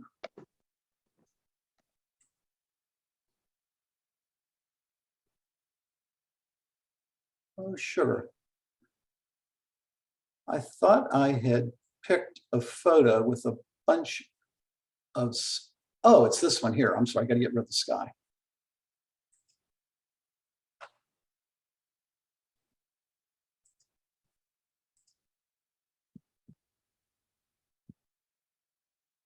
Okay. I don't know how well you can see it, but here's, well, there's one nice big spot. And there's a fairly big one over here, and there's a nice big one over here. And I think there's some smaller ones in there, but we will go to the erase tool. And this, and I haven't played with it a lot, but this feature does work. Takes a little time to figure out where they're at. They're gone. That's a nice feature. I see one. Do you want to try to explain where? No, it's my screen. I tried to get that away. Nice I was going to try. say, I see about 15, but then I'm looking at my screen going, nope, I Yeah. didn't clean my screen. Well, the ones that are obvious on this photo disappeared. Yep. Yeah, it does a good job. That tool, in my mind, definitely works well. Yeah. Usually sensor spots are quite small and pretty well defined. And these are big. Those were big. Yep.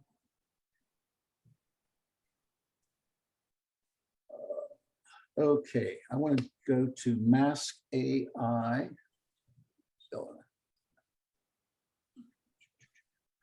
We're going to switch back to a different photo. Okay, we're going to go back to the building photo here, and we'll just leave the wires off. It doesn't really matter at this point in time. So there is, let's go to develop and masking. And you'll see there's the typical, there's the brush, the linear gradient, the radial gradient, and then they added this mask AI.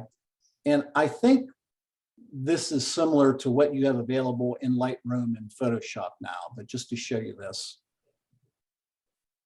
It's thinking about it. Astrophotography. Yeah. Okay, so it identified a sky, the trees, the building, what it calls natural ground and man-made ground. So we'll pick the sky, and it didn't do too bad of a job. Obviously, there's some areas here that it didn't quite get. The tree looks a little bit messy here. Again, I apologize since I don't use this. There may be ways to adjust that. It's not completely obvious to me. But so that was the sky. There's a mask for the trees. And that looks pretty decent.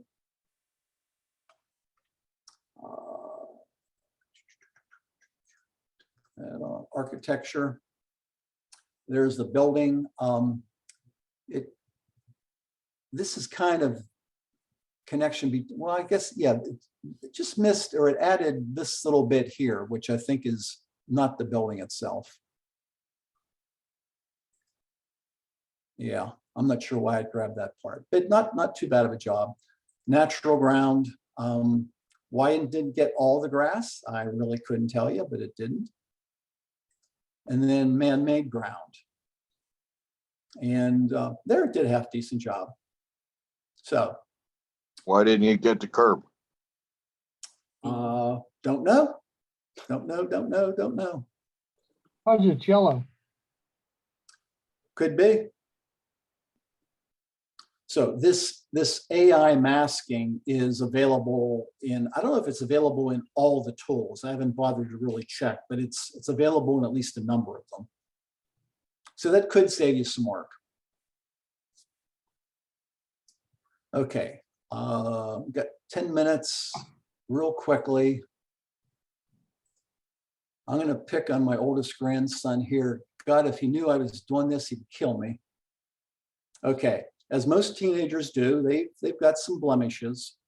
So we're going to go down here to portrait, and we'll go to face. And I think I can show, how do I show the masking? I guess it doesn't. Well, let's just do this. Okay, so face light, I can basically increase the exposure on his face. So depending on the situation, that could be helpful. Now, Colin is by no means chunky, if you will, but if for some reason we wanted to slim his face, we can slim it down somewhat. And then we'll go to his eyes, and we'll enlarge his eyes.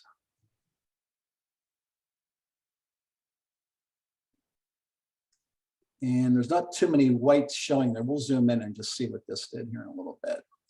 But the nice one on this is it looks like he didn't get enough sleep that night.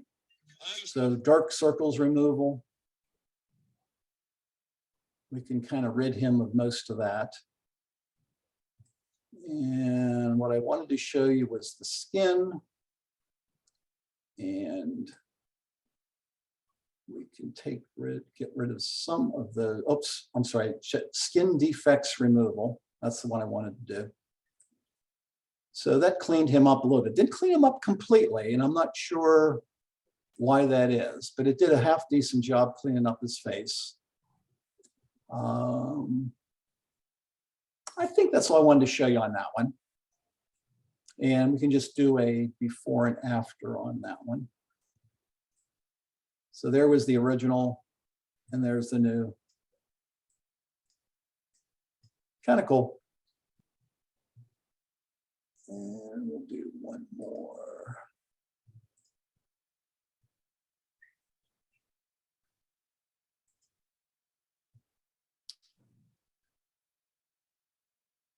So this one will go again back to what we're going to do a couple of things, I guess, with it. Portrait bokeh.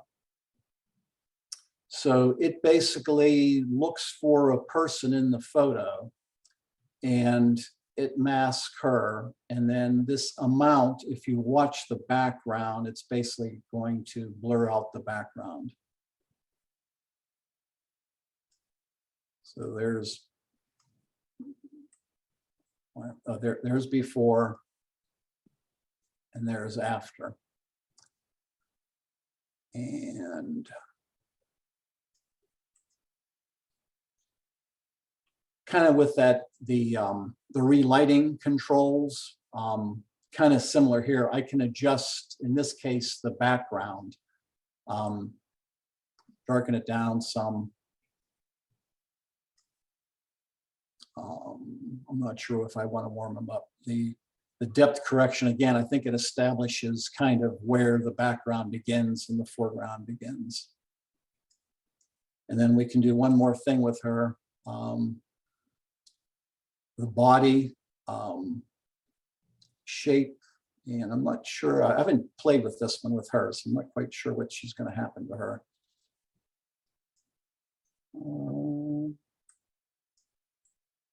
I don't really see anything there, to be honest with you. Oh, it just took a while. There we go. Now, obviously, in this case, it didn't affected your columns. my column was just with her. So that might be something maybe I'm not sure you can mask it to avoid that problem or not, but it's a game you can play. Not surprising in this heat. Yeah, I'm gonna do one more with the bodies. So this is another grandson skateboarding.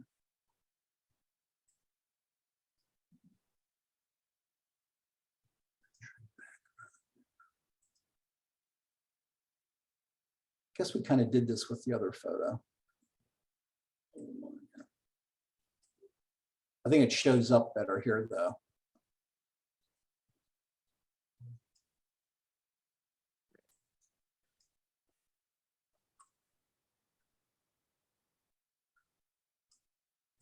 I'm not sure if it's my computer slowing down. Huh. I had a lot larger effect when I used this before. I'm not seeing anything right now. Unless, Right He's back. you know, what? in the small of his back, Jim, there's a spot that keeps coming and going. Hold on, I want to revert. I'm sorry. I had already applied this before and I didn't unapply it. Here's the original photo. Portrait bokeh. Okay, so basically it's a little bit blurred in the background, but not a whole lot. So I can make him stand out. We'll just crank this all the way up to 100. And that helps a little bit. And then the background brightness, I can darken it.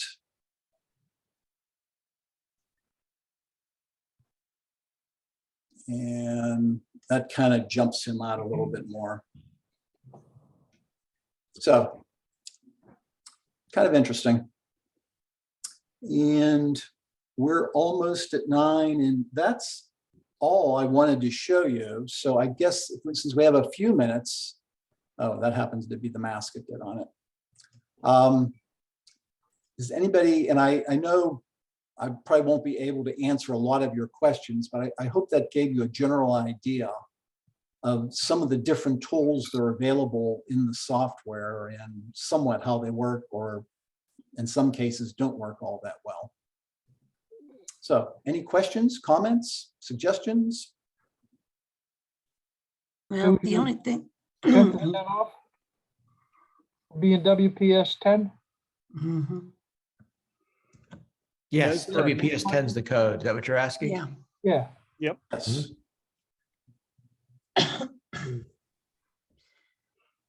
You know, once you get it, the best thing you can do is just throw a photo in there and start playing.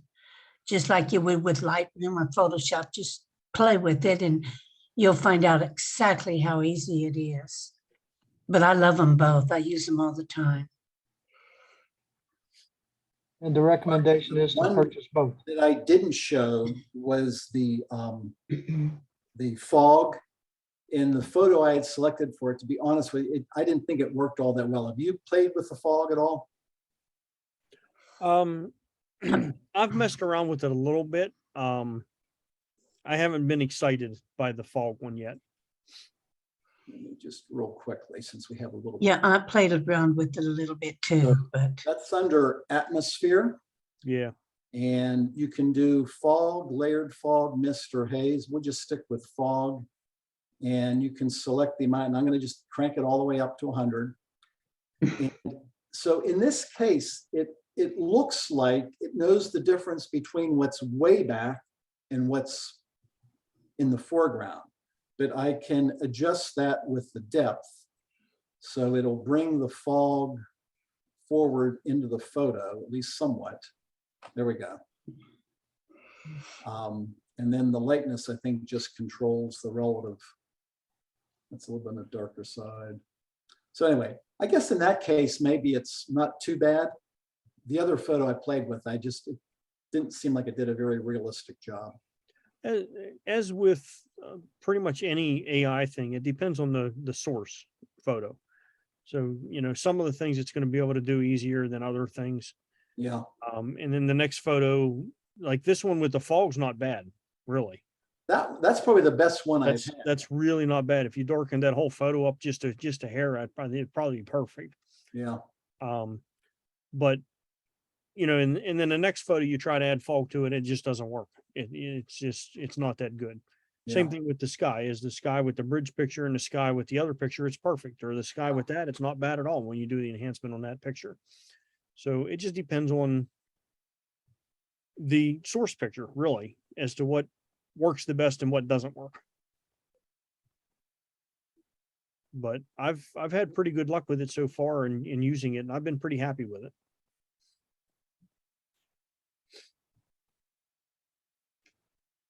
Okay, well, thank you.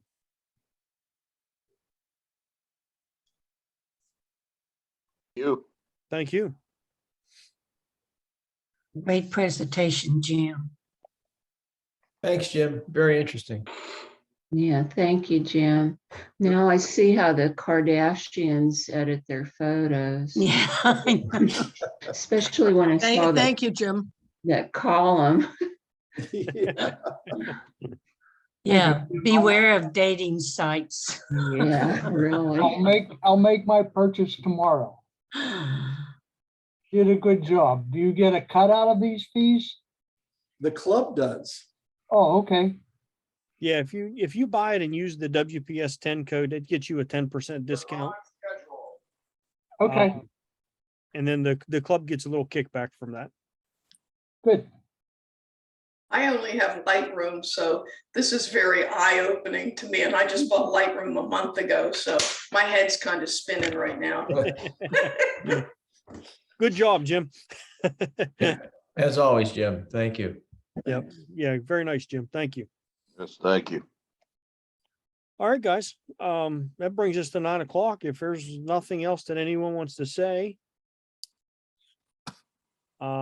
just as a reminder, I will post this video either tonight or tomorrow. Typically, I'll put all the links to the to Jim's news in the description on the YouTube video. August 14th is that photo walk down at the Carrie Iron Furnace, if anyone's interested. And we are meeting on August, what was that date again? Sorry, the 20th, right? Right, the 20th, August rain 20th. date is the 27th, right? Yeah. So August 20th at around 7 o'clock. Correct. At Mount Pleasant. Sorry, I lost my train of thought at Mount Pleasant. And it looks like Beth posted the address there, which is 1 Diamond Street, Mount Pleasant, PA, if anyone's looking. But pretty much go into Mount Pleasant and look for the Doughboy and Park, and you'll find us. And if we're, Beth, whoever's on the committee, I don't know if they have a copy of the bylaws or not. I do, but we might. I do because I wrote them. Yes, but I meant you might Yeah, get them Beth, out if you to wanna- the other people. Send me the copy of the bylaws. I'll see, and as well, I want to make sure it's the same copy I have. Yeah, I'll send one out to Brian, Margie, and Rob so that Okay. So we can start from the last set that you wrote, and we'll go from there. Yep. All right. Very, very good. All right. Any questions? Anything else? From anybody? All right. Let's call it an evening. Thank you all very Brian, much for I sent joining. you a text. Good night, everybody. I seen it. Okay. Good night. Good night, y'all. Good all. All right. All right.